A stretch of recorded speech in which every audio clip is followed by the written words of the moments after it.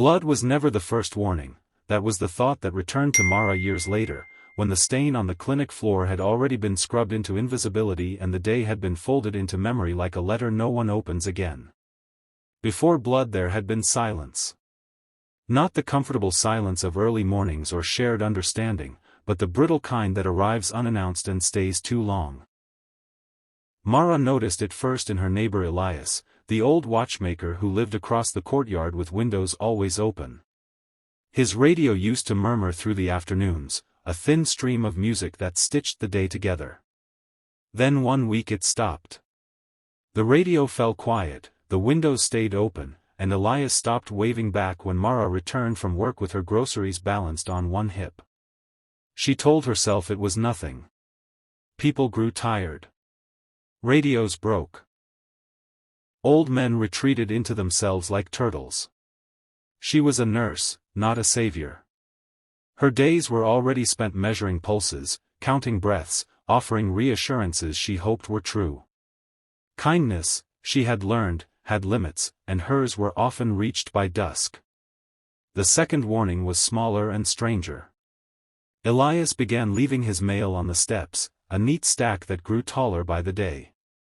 Advertisements, bills, a postcard from a place that looked warmer than their city ever was. Mara stepped around the stack each morning, careful not to disturb it, until one day she gathered it up and knocked on his door. No answer. She left the mail neatly aligned on the doormat, ashamed of the relief that washed through her when she didn't have to speak at work that evening. A woman came in with a cut finger, blood beating like a ruby at the tip. She apologized repeatedly, as if bleeding were a moral failure. Mara cleaned the wound, wrapped it gently, and told her it was all right to take up space even when it leaked. The woman laughed, a sound like a sob swallowed whole.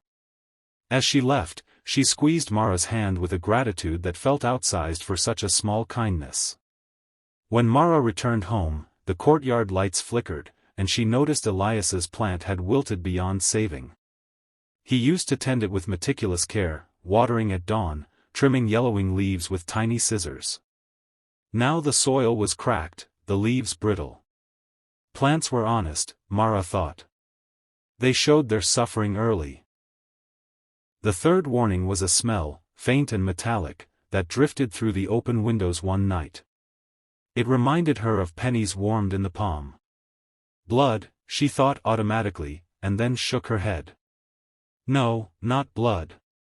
Rust, perhaps. Or something forgotten in the back of a cupboard. She closed her window and tried to sleep, but dreams kept catching on the image of Elias hunched over his bench, hands trembling as he worked, the precise gears slipping from fingers that once knew them by heart. The next morning, the courtyard filled with voices.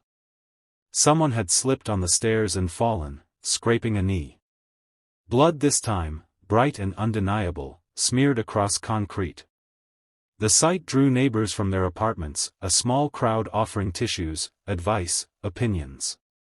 Mara knelt, assessing, cleaning, calming. She felt the familiar click of competence slide into place. Blood was simple. Blood told you where to look. As the injured man was helped away, Mara glanced up at Elias's window. Still open. Still silent. The plant hung limp, a flag of surrender. The mail stack had toppled in the commotion, envelopes scattered like fallen leaves. She didn't wait for permission this time. She crossed the courtyard and knocked again, louder. When there was no answer, she tried the handle. It turned easily. The door opened onto a room that felt paused mid-breath. Watches lined the walls, their ticking absent, as if time itself had stepped out. Elias lay on the floor beside his workbench, eyes open. One hand reaching for something that wasn't there.